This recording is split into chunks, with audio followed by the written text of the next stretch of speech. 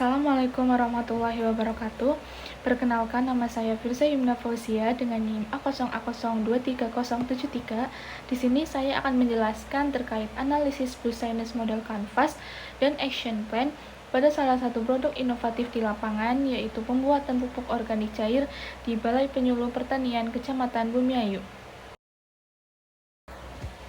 Adapun pokok pembahasan yang akan saya bahas, yang pertama ada latar belakang, yang kedua ada tujuan, yang ketiga ada profil BPP, yang keempat ada business model canvas, yang kelima ada action plan, dan yang terakhir ada kesimpulan. Pembahasan yang pertama yaitu latar belakang. Pupuk organik cair atau yang biasa kita sebut dengan POC merupakan pupuk hasil fermentasi yang berbentuk cair dan memiliki keunggulan lebih mudah terserap oleh tanaman, serta mengandung unsur hara, makro, dan mikro yang cepat tersedia. Bahan-bahan yang digunakan sebagai bahan baku pembuatan pupuk organik cair ini relatif lebih mudah didapatkan. Bahan yang dapat digunakan diantaranya meliputi limbah organik cair seperti sisa sayuran, sisa buah-buahan, dan lain-lain. Selain itu, dalam pembuatannya dapat diperkaya dengan bahan organik padat lainnya seperti kotoran hewan dan bahan-bahan tambahan lainnya seperti tetes tebu dan gula merah. Selanjutnya ada tujuan. Di sini terdapat 3 tujuan. Yang pertama, untuk menganalisis BMC pada pupuk organik cair.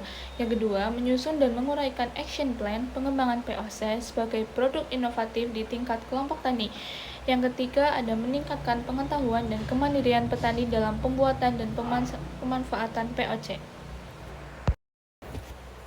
Selanjutnya yaitu profil BPP. Balai Penyuluh Pertanian Kecamatan Bumiayu ini terletak di Kabupaten Brebes, Provinsi Jawa Tengah, tepatnya di Jalan Raya Kaliwadas, kilometer 3. Gedung BPP ini merupakan gedung milik pemerintah yang dikelola oleh Koordinator BPP yaitu Anissa Eftariska STP, dan di Balai Penyuluh ini terdapat tenaga penyuluh dengan komposisi 3 penyuluh PNS, 4 P3K, dan 5 penyuluh swadaya. Lalu BPP memberikan layanan penyuluhan pertanian kepada masyarakat petani di Kecamatan Bumiayu yang meliputi 15 desa dengan luas lahan pertanian sekitar 7.368 hektar. Selanjutnya terkait business model canvas pada pembuatan pupuk organik cair. Di sini terdapat 9 elemen. Yang pertama ada key partnership, yaitu mitra utama. Siapa yang membantu keberlangsungan produk? Yang pertama ada Balai Penyuluh Pertanian, yang kedua ada kelompok tani, yang ketiga ada Dinas Pertanian, yang keempat ada koperasi atau toko pertanian, dan yang terakhir ada perguruan tinggi atau mahasiswa magang dan sebagai riset dan pengembangan formula. Yang kedua ada key activities, yaitu aktivitas utama.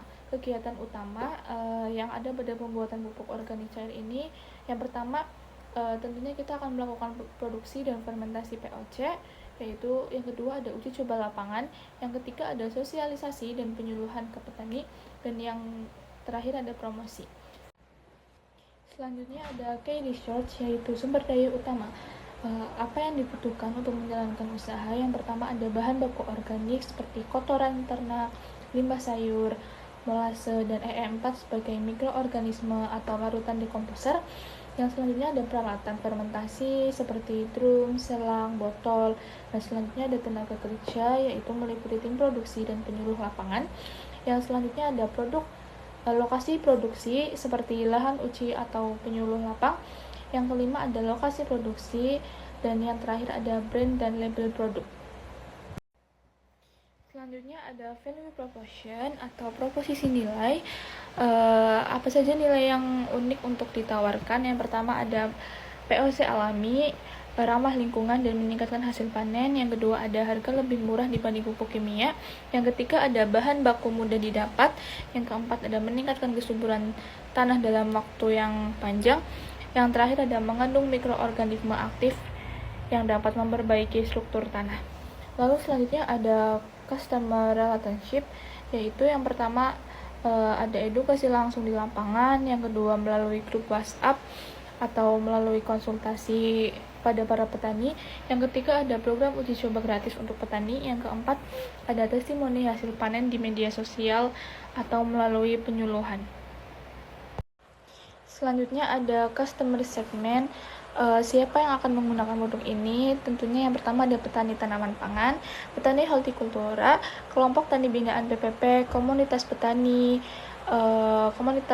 petani muda atau urban farming, dan yang terakhir ada dinas pertanian daerah atau toko pertanian lokal.